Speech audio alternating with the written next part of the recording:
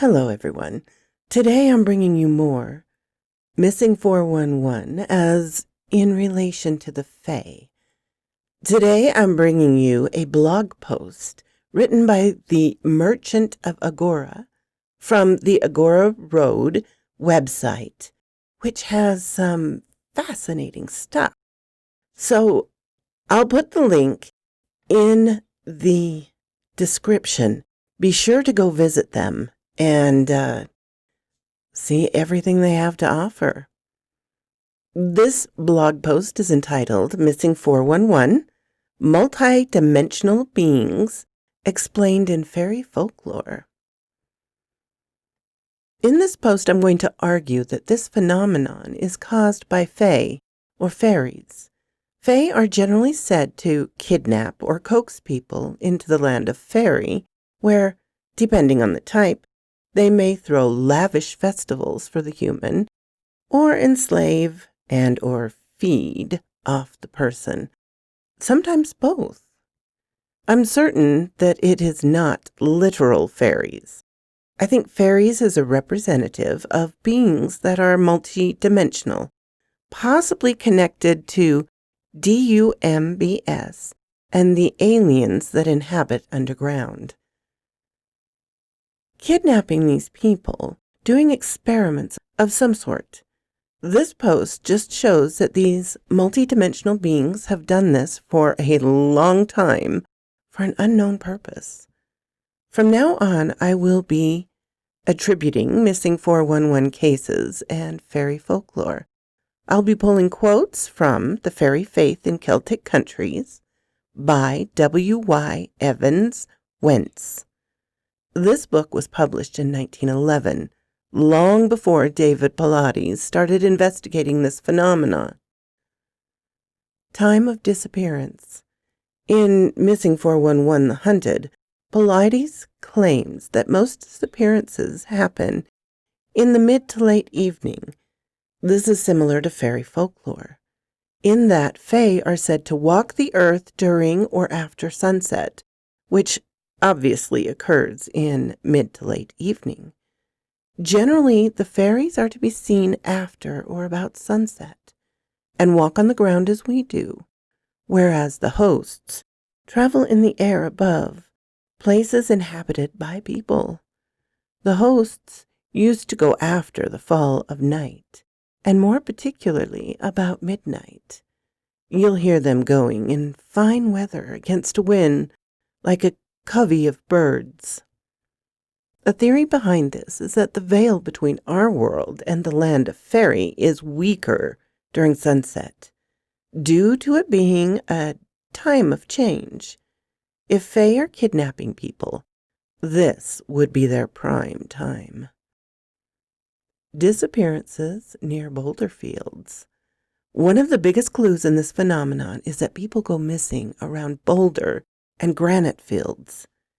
In fairy folklore, Fae apparently like to build their houses near large piles of stones. A heap of stones in a field should not be disturbed, though needed for building, especially if they are part of an ancient tumulus. The fairies are said to live inside the pile, and to move the stones would be most unfortunate. Once again, if the Fae are kidnapping people, basically wandering into their homes would obviously result in a higher than usual chance of kidnapping. Canines can't track. Pilates claims that canines are unable to track the missing people or get confused quickly. This point is a tad specific, but I think I found something to support this. In the neighboring mountains, there are long caravans which no man has dared to penetrate to the end, and even dogs, it is said, have been put in them never to emerge, or else come out miles away. Upon entering these caves, the dogs end up miles away or simply disappeared. This sounds like similar to people in the Missing 411 phenomenon, as most victims will either disappear or end up somewhere completely unrelated. This may also be a result of the dogs getting confused or unsuccessfully trying to track something, similar to most canine crews when looking for a missing 411 case. Disappearances near water, disappearances in foggy, misty weather, brightly colored objects. Polides states that people tend to go missing near water and that bad weather may be present during or immediately after a disappearance. In fairy folklore, some fairies are said to live beneath lakes and come out during poor weather. Some fairies and similar beings are said to even have control over the weather, which would explain the sudden storms immediately after the disappearance. In the neighborhood of Snowdon, the fairies were believed to live beneath the lakes, from which they sometimes came forth, especially on misty days, and children used to be warned not to stray far from their homes in that sort of weather, lest they should be kidnapped by them. These fairies were not Christians, and they were great thieves. They were fond of bright colors, and they were sharp of hearing, and no word that could reach the wind could escape them. Fae, living in bodies of water and coming out to kidnap people during poor weather, would fit the bill of many of these encounters. In addition, this passage states that the Fae like bright colors. I seem to recall reading something about missing 411, in which people wearing bright colors seem to disappear more often. Another quote in the book claims that certain spirits in America seem to have control over the weather. In the New World, we find in the North American red men, oh, heaven forbid, forgive me, people, this is a quote from the book, a race as much given as the Celts are to a belief in various spirits like fairies. They believe that there are spirits in lakes, in rivers and in waterfalls, in rocks and trees, in the earth and in the air, and that these beings produce storms, droughts, good and bad harvests, abundance and scarcity of game, disease, and varying fortunes of men. The mastery over weather described here would account for the sudden storms during and after disappearances in many American cases. Living people found in dazed, confused states. People remains missing from days to years. In some missing 411 cases, if a person is found, they are found dazed and confused. In addition, people and remains may disappear from days to years.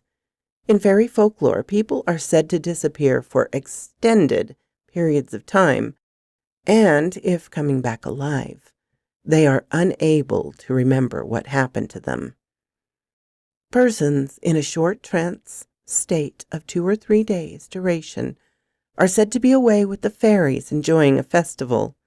The festival may be very material in its nature, or it may be purely spiritual. Sometimes one may thus go to fairy for an hour or two, or one may remain there for 7, 14, or 21 years. The mind of a person coming out of fairyland is usually as blank as to what has been said and done there.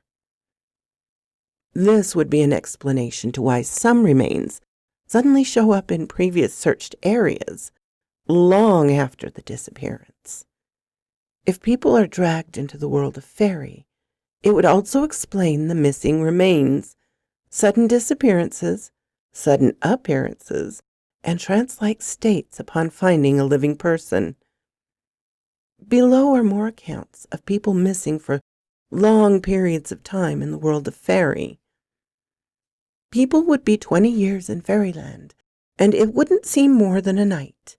A bridegroom who was taken on his wedding day was in fairyland for many generations, and coming back thought it was the next morning. He asked where all the wedding guests were, and found only one old woman who remembered the wedding. The way a mortal might be taken by the Twillig Teg was by being attracted into their dance.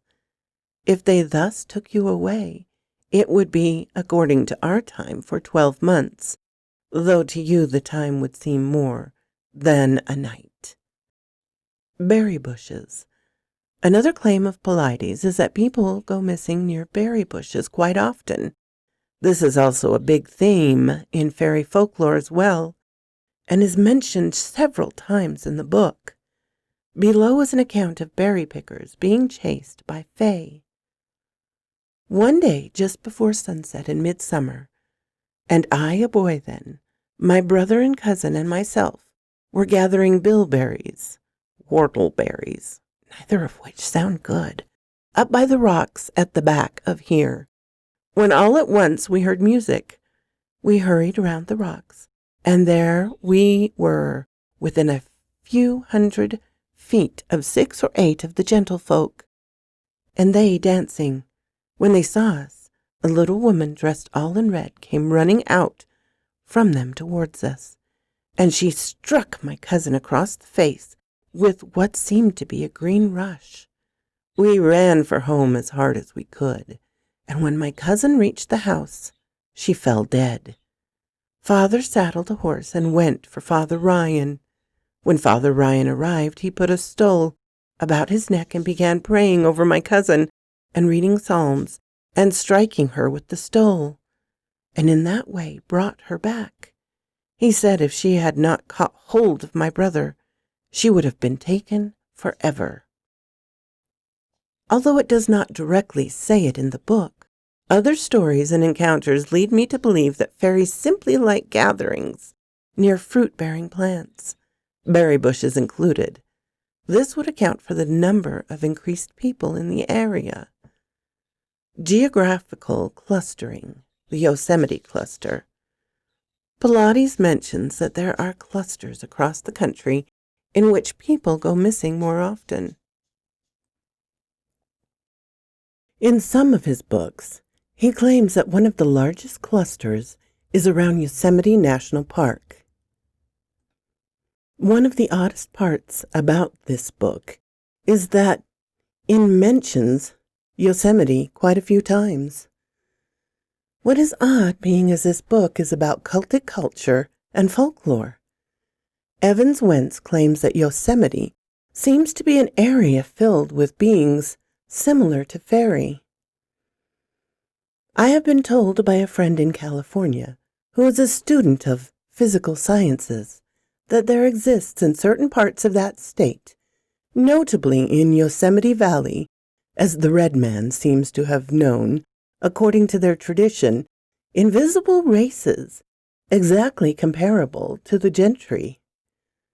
Once again, I think it is incredibly strange that this book, written in 1911 about Celtic folklore, brings up Yosemite in such a way.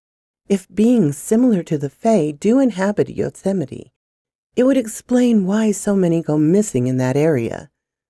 These are only a couple of similarities I've noticed. The book is full of them. Another glaring similarity is that the book, it states, the most missing people are male children, and that adults that go missing are intelligent, athletic, male, and or German. These also make up a large portion of people missing in the 411 cases, if I recall correctly. Questions and answers you may have. Question: what about shoes or clothes? 411 has a few stories where the victims are missing their shoes and or clothes after the bodies are found. The clothing is found neatly folded on a nearby rock. Answer: I didn't find anything about specifically folding clothes, but many stories involve fairies undressing a child before dragging them into the world of the fairy. If the Twi'lek Dag fancy any particular child, they would always keep that child, taking off its clothes and putting them on one of their own children, which was left in their place. Question: what do the Fae do with kidnapped people? Answer: it depends. Not all Fae are good, not all Fae are bad. Some just throw festivals and parties, and then send them on their way. Some are said to enslave or feed off humans. It's like a 50-50 chance, really.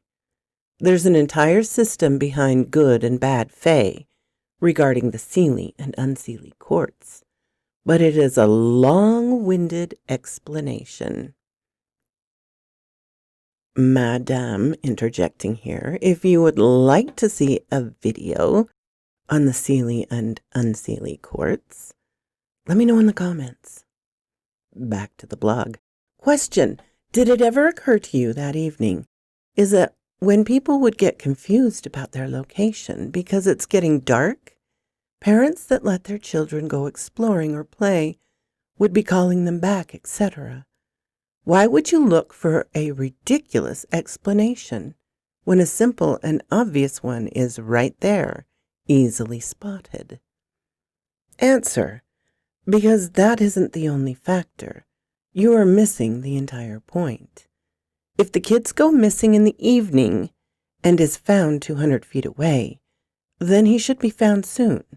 That's not mysterious.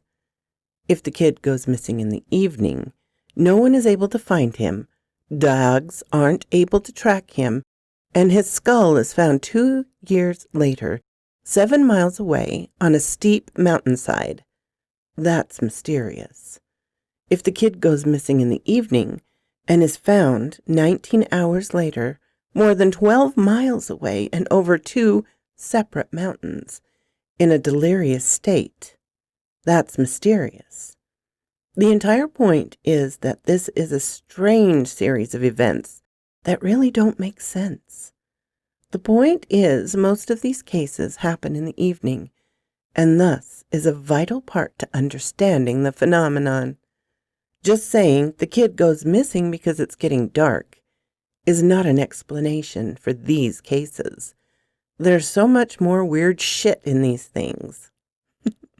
In conclusion, many of the odder points of the missing 411 phenomenon can, more or less, be explained when taking fairy folklore into account.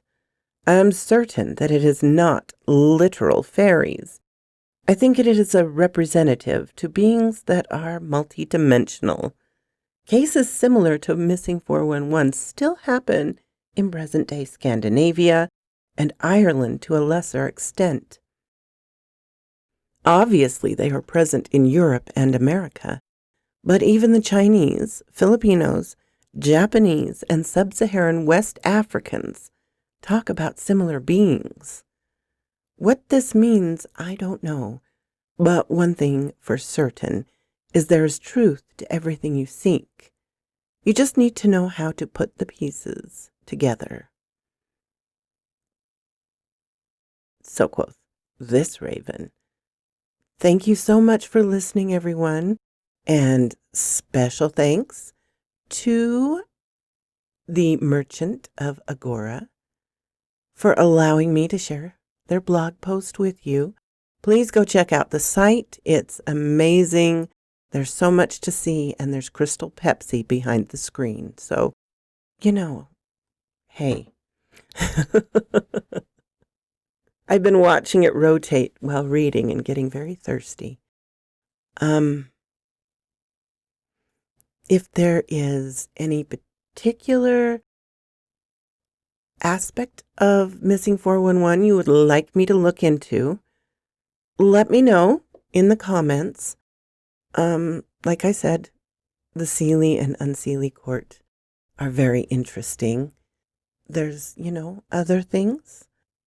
If you have not subscribed, and for some odd reason, more than half of you have not, please do so you know when these little things pop up. I know I do the missing 411 and the authentic skinwalker stories on an irregular basis as I find good information to share. So, if you want to know when that happens, you have to subscribe and ring the notifications. Thank you all for coming to join me in my little chateau.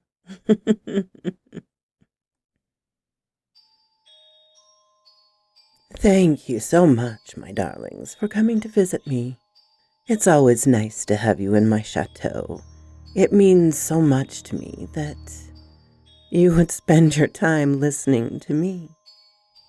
And special thanks to my Patreon supporters, Ermin, Darren and Jennifer, Laura, Mutant Artificial Intelligence, Tabby Cat, and of course, to Charlotte Emerson and Cortez Williams. Good night, my darlings.